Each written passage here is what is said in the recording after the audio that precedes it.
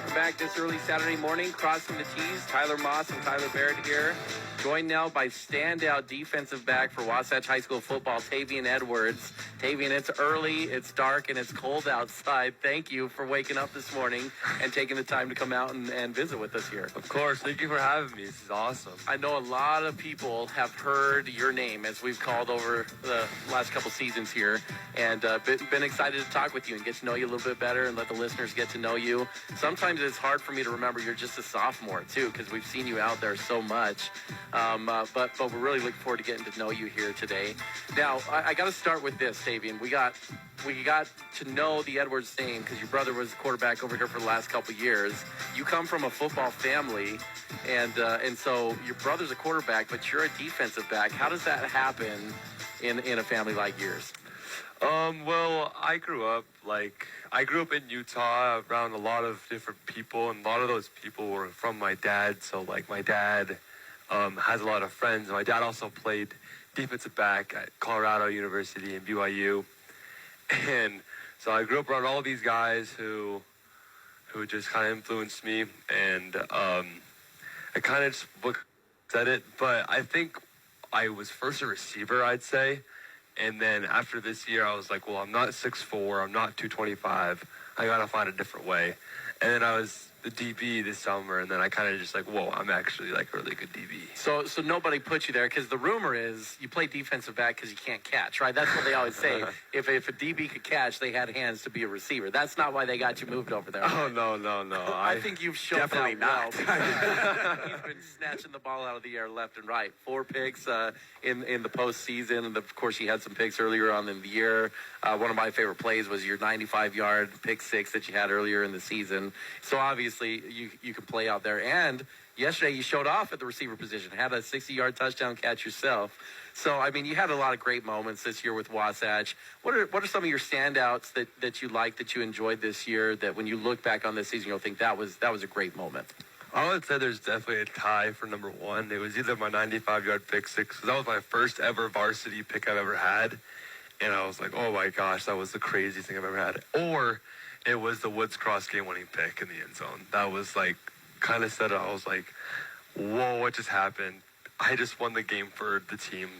This is one of the craziest moments of my life. Well, that was my pick, Tavian, for the play of the season. Not just the play for you. I thought that was Wasatch's play of the year. That pick against Woods Cross was such an awesome moment, because you literally just snatched the game away from Woods Cross with that pick. So I tend to be in that line of thinking with you too. That was an awesome moment. Yeah, and Tavian, not only that, but as a wide receiver coach, you were asked to play a position that's the non-glory position to everybody else that's looking in. But we talk a lot about the unselfishness of the wide receiver core, and we put you at that Y spot.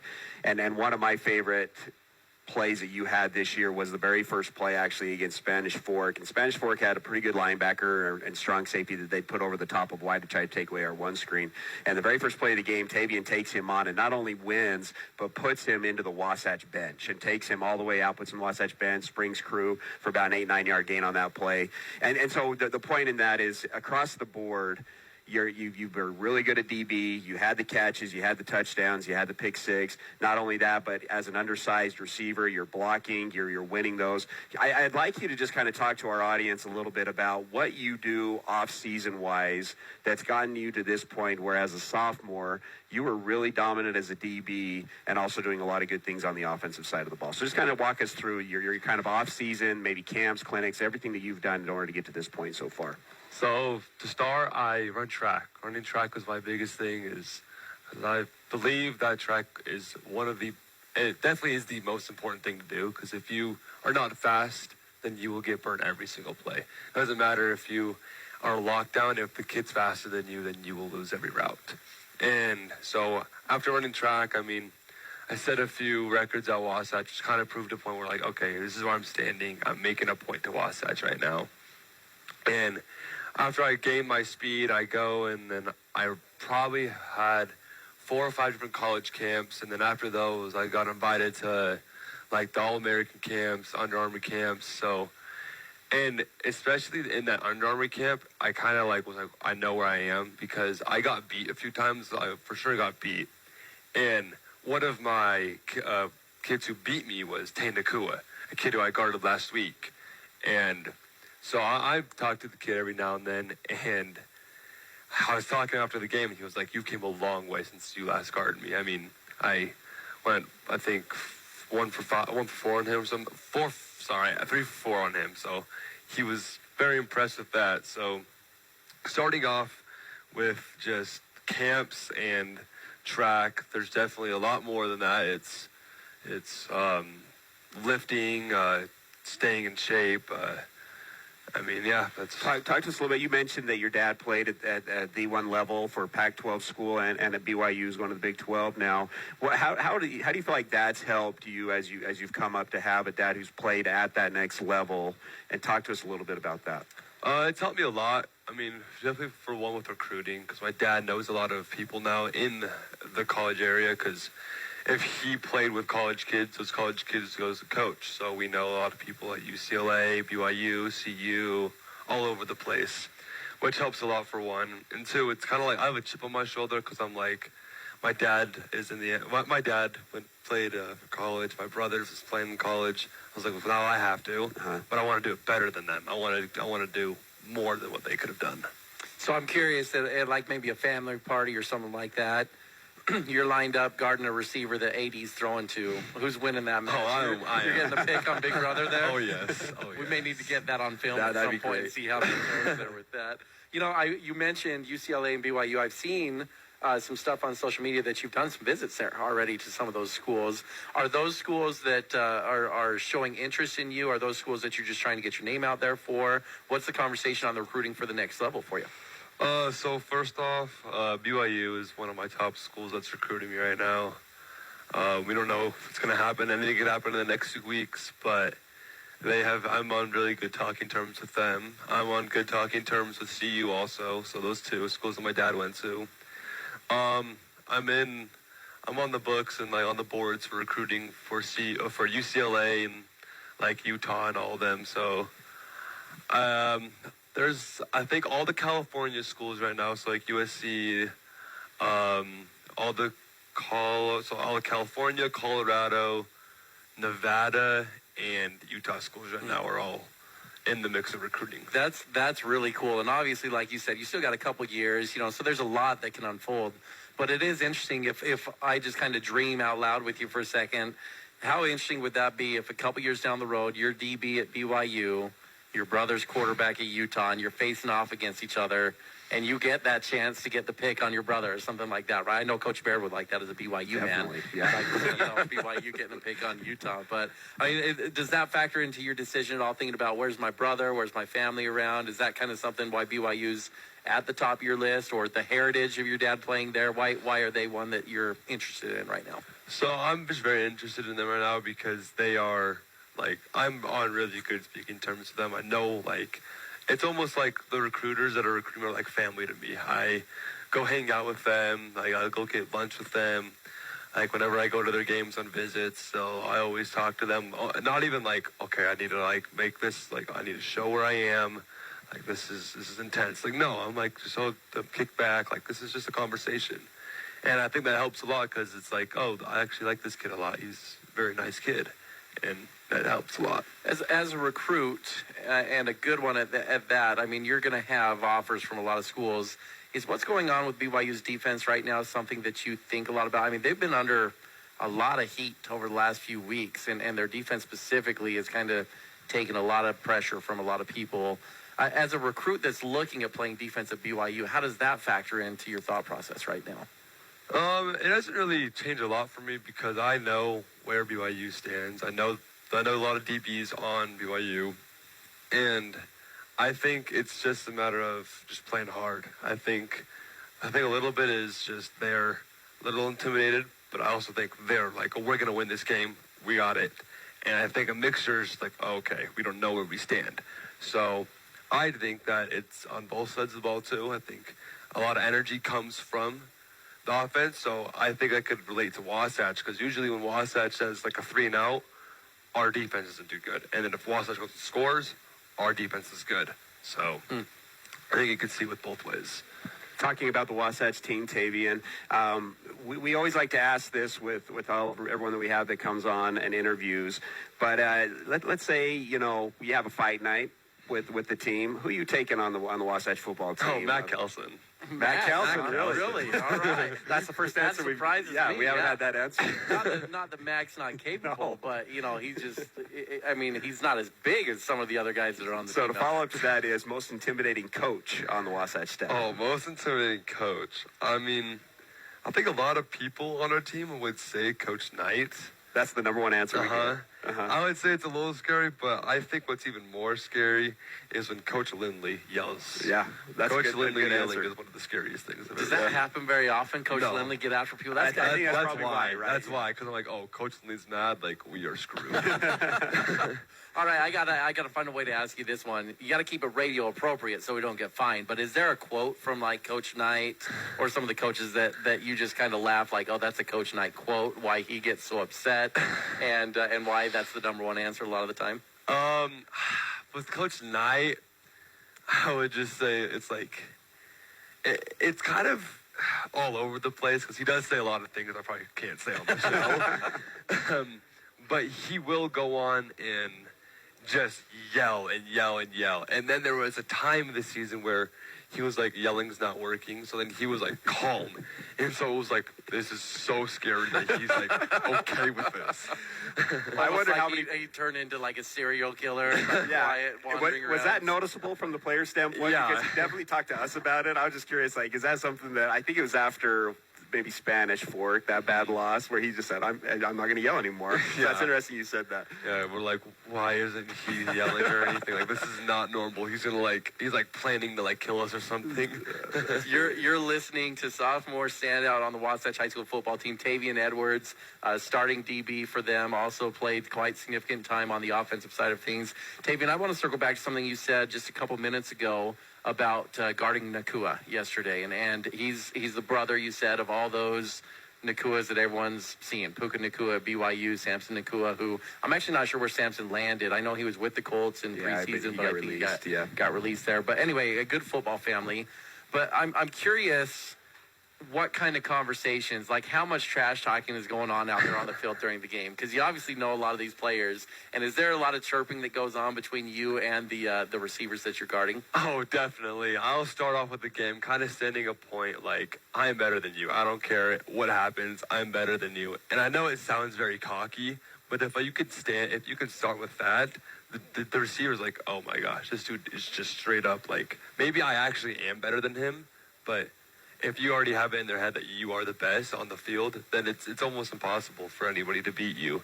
And I really saw that with Spanish Fork because number 23 on Spanish Fork is a really good player, very good player. And I kind of set a point where like he tried to block me and I got at him and I was like, you're not going to block me today. And he didn't want to block me anymore. And I got off a lot of tackles. And yeah, I got beat a few times. I let up a touchdown, and then it was like, no, I actually came back with 2 picks and won the game again. When you're learning to be a defensive back, is that some of the defensive coaches tell you you got to kind of have this swagger and attitude? Definitely. I would say I learned that most with the BYU defensive coordinator. I was talking to him about it. He was saying, like, the number one thing you got to know is, like, even if you are guarding a 6'6", 5-star that's committed to Michigan, you have to tell him, you have to know that you are the best, you're better than him. And I didn't know that this summer guarding a lot of the kids on the camps. And I figured that out this year. I figured it out especially in Park City because I was like, it's my first ever varsity start. There's a lot of eyes on me right now. I was like posted all over Twitter and stuff. And then like I had a tackle and I was like, oh, I'm the best out here. So I watch something I like with DBs is like when you're talking about this, I'm thinking actually about the rookie in the NFL right now, Sauce Gardner. I don't know if you've watched too much of him, but I mean that guy's incredible as a defensive back. But after they beat the Packers, I don't know if you saw what he did. He came out and put a cheese head on and was just harassing those fans. And I just thought that's a defensive back. Like that's what it looks like to me. Is he is just walking around with this swagger and this almost arrogance. You could say the word of like, I am the greatest athlete on this field. And it almost feels like you have to do that because it's such a disadvantage for a DB, it looks like, because the term they like to use is you're on an island, and you had a lot of one-on-one island matchups this year. And it's just so hard because you're the chase man, right? I mean, they know where they're going and you don't know where you're going, and you've got to chase. And it just feels like if you have that attitude and kind of the quarterback thing where you say you gave up a touchdown, but you can forget it and move on, that you can find a lot of success. But how hard is it to do that when you give up a play after you're trash talking like that and then you give up a touchdown? How do you get rid of that and come back off of that one and still say, yeah, I'm still the greatest one out here, even though I gave up a touchdown on this? I mean, what I think in my head is, if anybody has ever played DB, they know it is the hardest position on the field. I don't care what any of you guys say, it is DB, because what you have to do is the quarterback and the receiver are on page and they know the route. The DB doesn't know the route and has to do the exact same route that the receiver's doing while he's running forward. You have to do it running backwards. So it's like, oh, they beat me? All right, I'll let up a touchdown. But just wait until the next play. That's all it is, just what's going to happen the next play. And you have to be great the next play. So, Tavian, who would you say could trash talk with you? Like, who's the best trash, if you take yourself out of it, who's the best trash talker on the team besides Tavian Edwards? Probably Crew or Caden. Yeah. Kirkson, yeah, Caden. Caden, really? Caden I'd say, mix it up? I'd probably say, there's Caden right there. He just drove by. Oh, really? I'd probably say Caden because he's just on the field. He just is this little dude that just talks and talks. And then after like the practice whatever is like the nicest kid. Crew, I'd say talks because him and I go at it in practice. Yeah. And then after we'll go get lunch or whatever, but it's just fun to see that competition. Is that who you guard in practice all the time? It would be you and Crew match. Yeah, whenever we do one-on-ones, I'd guard Crew. So that's kind of where I want it. We've already kind of ran over on time with you, but it's been a great conversation talking with you here. But I'm curious, out of all the guys you've guarded, and you've done a lot as you've traveled around and gone to camps, who's the best receiver that you've had to go up against at this point? The best receiver? I would probably say in game, definitely, I wouldn't say definitely, but I would probably say Tate Nakua. I just think the routes that he was doing, he had one of the dirtiest comeback routes I've ever seen in my life on me, and he got me on it, and I was just like, all right, you got me. And then they didn't throw the ball my way for the rest of the game. So I'd probably say that. I would probably say all time, I'll probably say Crew, to be honest. He's just fast, very fast kid. He knows what he's doing. I think him and Mac have a connection that just is like, I'm going to do what I want, and you're going to know I want what I want. Yeah. So normally we end with some pick'ems, but in the wake of the college football playoff coming out, and we had a pretty good discussion on who should be in the top four, I'm curious, you're a football fan. If you had to say the top four teams right now in the college football landscape, who would be your top four teams? I'm going to go Georgia, Tennessee, I don't want to say Alabama. That's the thing. I just don't want to say Alabama. Sure. But I'm probably going to have to put Alabama somewhere in there. Uh-huh. And, this is a hot take. I went to one of their games, and I think they have capability I know they lost to a few teams, but it's going to really show against Utah. I think UCLA could be put in there at the 10. They're at 10 right now. I think they could do some damage to college football. UCLA. So that's an interesting one. UCLA is not getting a lot of attention and not getting a lot of fans to go to their games either. Yeah, you've attended some games down there this year. Yeah. So I'm just curious your perspective. Is it as bad as it looks on the pictures with the fans at UCLA? It was pretty bad. I went to their home opener, and yes, it was 108 degrees during the game, so people were like, we can't go to that game. And UCLA wasn't in school yet, but I got there and they had all the boards up and it was like completely empty.